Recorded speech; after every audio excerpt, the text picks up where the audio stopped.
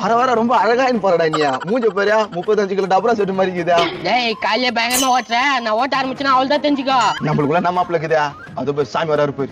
சாமி சரணம். நாங்க சாமி என்னைக்கு மலைக்கு போறீங்க?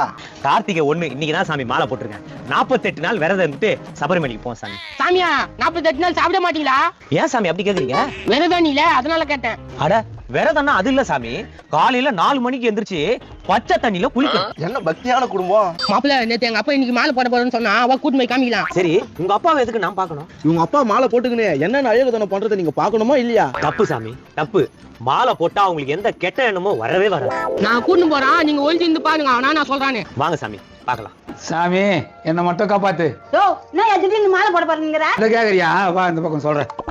சாமியா இதை என் கூட நீ ஒளிஞ்சு இருந்து கேளு. எங்க அப்பா நான் பேசுறானே. அடியே நான் மாலை எதுக்கு போடுறேன்னா எல்லாம் வணக்கம் சொல்லுவாங்க, மரியாதை கிடைக்கலையே. இந்த முழு வீடியோ பாருங்க நண்பர்களே. கீழே ஸ்கிரீன்ல கிளிக்